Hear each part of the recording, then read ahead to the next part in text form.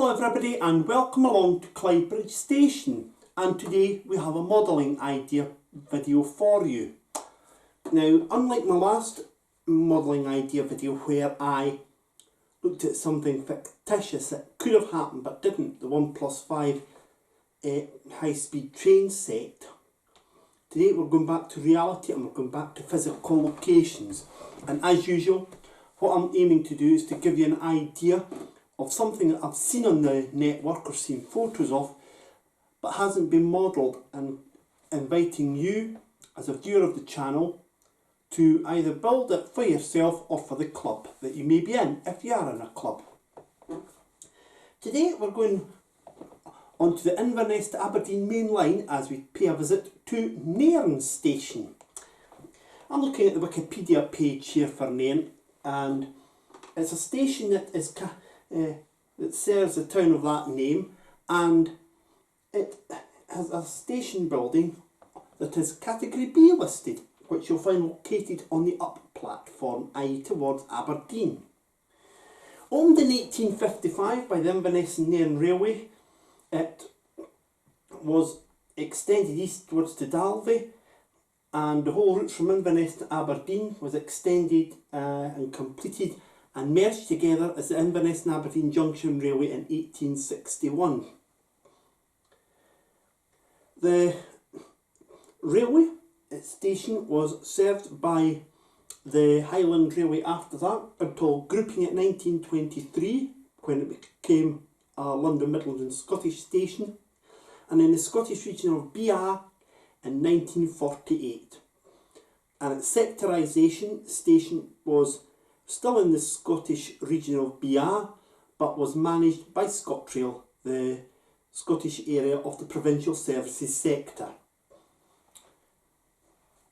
It's a two-platform station at Nairn, and the station is effectively a passing loop because it's single track either end, either towards Forres or to Inverness Airport and then Inverness.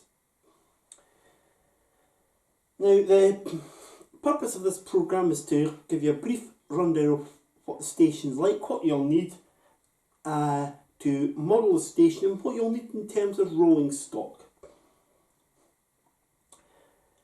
The station itself has a quite magnificent station building on the up platform, as already mentioned, and it is something that if you're confident enough you could scratch build. It has similarities to Pitlochry station, that station building, or Dingwall, but on a slightly larger size. However, I would actually make the point that if you aren't keen on scratch building, Bachmann and I believe Scale Scenes, as well as Scale Model Scenery, do buildings that you could therefore possibly adapt to try and make the Nairn station building.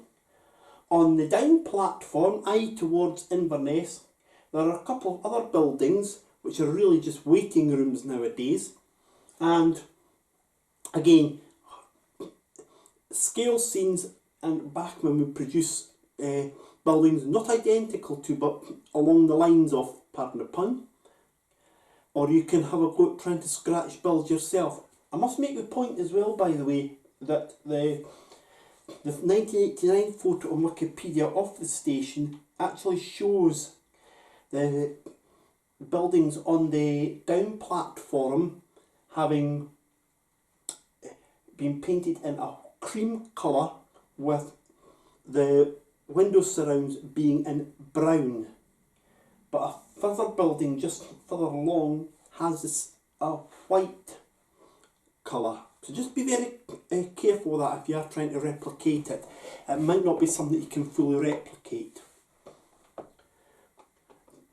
Now, for those of you who are actually interested in platform sizes, and this will be very important to you if you're building it in 1:76 scale, the platforms are 440 yards long. That's just about 400 metres long, and there is also a footbridge, an iron footbridge over the the running lines.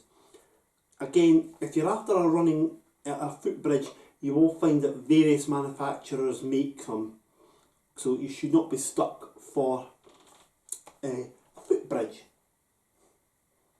Let's turn our attention though to something else that made Nairn a last one. Nairn station had the old Highland Railway practice of 2 signal boxes, one at each end of the station to control the junction. It was a practice that they done. The signal box would control the signals and points into and out of the station loop, but the key token instruments for working the single line were located in the main station building. The signal person actually went from one signal box to the key token to the other signal box on a bicycle. I'm told that British Rail supplied the bicycle. 2 signal boxes would be required, and again they would be of Highland Railway design, but artistic licence can be used here, and I would say to you that you'll find various manufacturers including Bachmann and Hornby and Scale Model Scenery will make signal boxes. You will not be stuck for a signal box, I can assure you of that, and prices will therefore be keen. That practice, however, only lasted until 2017, when colour light signalling was installed as far as at least Nairn, and I believe it went on to Elgin. This was part of the process for the building of the new Forest station, replacing the old Forest station on a new site, better situated for the railway in terms that it was on a passing loop and better situated for the town as well. And this also actually led to the loop at Elgin also being lengthened, and the line reopened on schedule on the 17th of October 2017, and the last bastion of the Highland Railway signalling practice was abolished.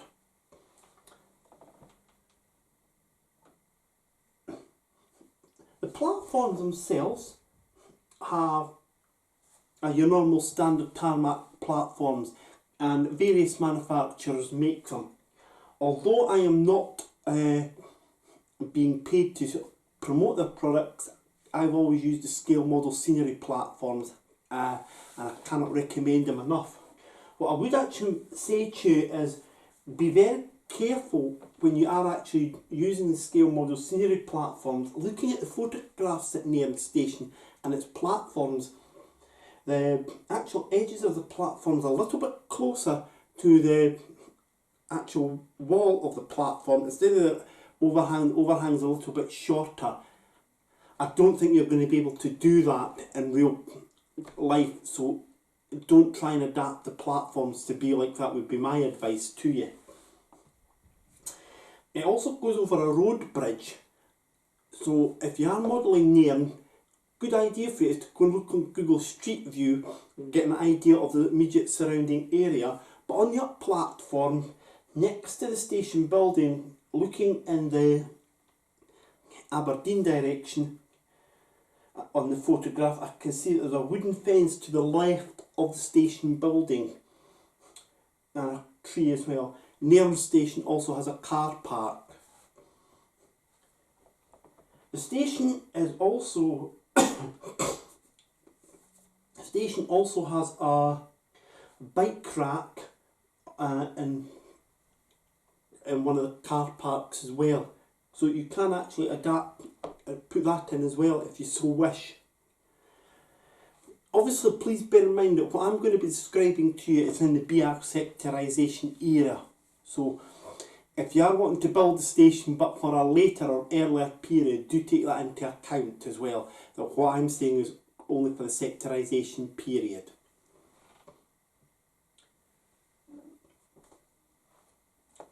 Let's now turn our attention to the rolling stock that you're going to need.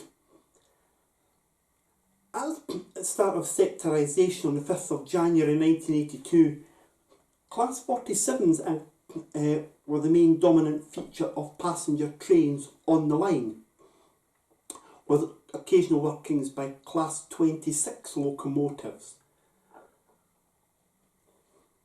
The introduction of radio signalling on the Kyle line in 1984 and its subsequent introduction onto the Far North lines in 1986 led to the Class 26s no longer being used on the Far North and Kyle lines, and they were beginning to get allocated away from Inverness depot as well. As a result of this, the Class 26s operating on the Inverness to Aberdeen line on passenger trains after 1984 was not normal but notable. That's what I would say.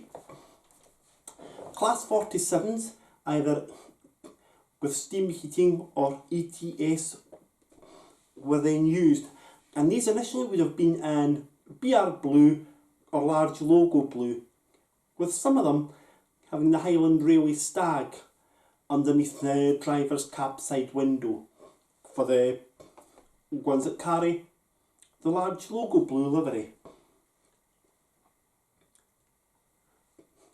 Some other locomotives that were used were a couple of celebrity machines, and this included one that's on my layout, 47461 Charles Rennie Mackintosh in blue striped ScotRail livery. Being an Inverness machine, would have been a frequent user on that line. Freight traffic was in the hands of either Class 47/0s, 47/3s, or Class 37s, which would not have had train heating. Carriages, well, these would be Mark 1 or Mark 2, almost always in blue and grey livery, and from 1984 onwards carrying the ScotRail branding. Bachmann and Hornby make such carriages, whereas for your Class 47s, the best one I can recommend is the Bachmann one. If you can get your hands on 47461, you're doing really well, by the way. I will say that to you. Another livery that would have been carried by 47/4s after the introduction of ScotRail would have been the red striped ScotRail livery. This was the Intercity Executive, but with the Intercity branding replaced by ScotRail branding. Class 156 Super Sprinters were scheduled to take over operation of the Inverness to Aberdeen line on the 23rd of January 1989. But a couple of factors delayed this originally. The first one was that the shortage of 155 Super Sprinters due to door faults saw some 156s being put on loan to cover the 155 duties. As they started to come back online, the 156s were moved north, and I can tell you that during the time period 1989 to 1990, Class 156s were used in 3-car formation. There were 4 Class 156s that were 3 cars, and there was a spare 156 that remained as a 2-car unit. And they took over full operation from May 1989. Another reason for the problems with the 156s being delayed by a couple of months was that the Ness Bridge collapsed, which effectively for 14 months cut off the Far North and Kyle lines from the main network, and its replacement was not completed until April 1990. All efforts were focused on getting rolling stock moved by road to Invergordon and the building of a new servicing point, a temporary one at Muir of Ord. Class 156s had to go on loan to the Edinburgh-Glasgow route during the summer of 1990, as ScotRail had committed itself to moving all of its driving brake standard opens to Intercity for the Anglia route, and the 47/4s were going to be, 47/7s were going to be gradually moved over to the Network South East and Rail Express systems. To allow sufficient 156s, which also includes some from England, to operate the Edinburgh-Glasgow, Edinburgh-Aberdeen and Glasgow-Aberdeen ScotRail Express services until the Class 158 started to come on, spare Class 47/4s and an array of Mark 1 and Mark 2 rolling stock were used as temporary replacements on the Inverness to Aberdeen service. However, at least one diagram was covered by a 37/4, and this would have been from the 37415 to 21 batch. 37414, of course, by 1990 had been moved down south to Laira Depot for use on China clay traffic in Cornwall. So effectively you were just getting the same sort of locomotives in 1990 as you would have been getting before May 1989. Ironically, given the fact that they had been replaced on the ScotRail Express network, some Class 47/7s were actually still being used but as conventional locomotives until they were moved down south to Network South Easter parcels. Very occasionally,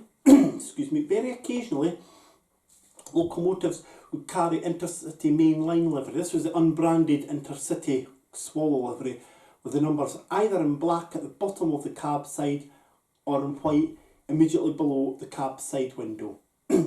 47550 University of Dundee is an example of the latter. 47832 Tamar, an example of the former.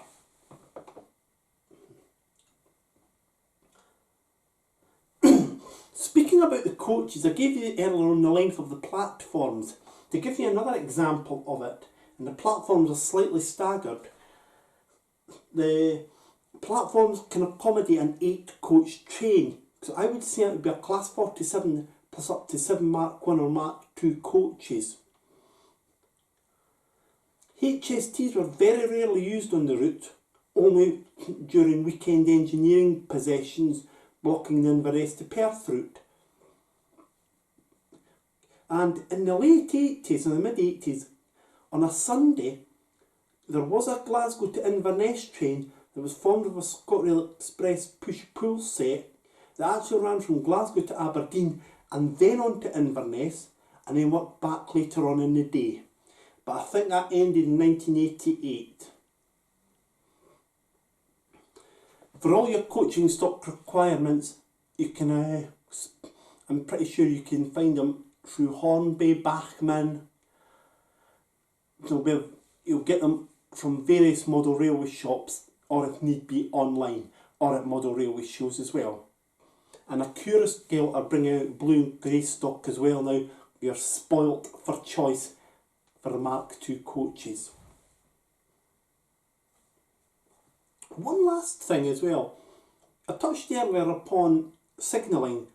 I haven't mentioned about the actual signals. Those have been semaphore signals at the time that my layout's set in, therefore the time period that we're looking at in this video.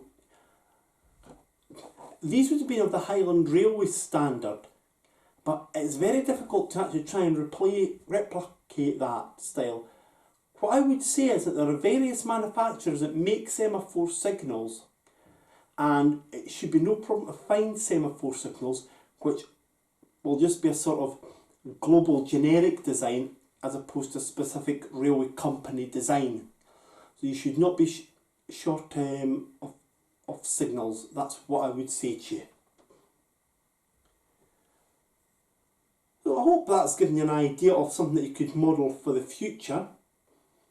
I'll leave you with a scene from Clydebridge station, and I look forward to your company next time when the next video on this channel will be the September update.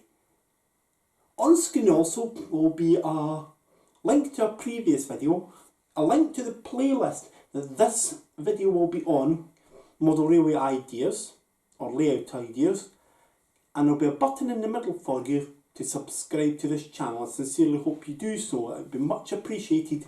Subscribing is free, and I do not have any channel memberships available. I am a free-to-air guy.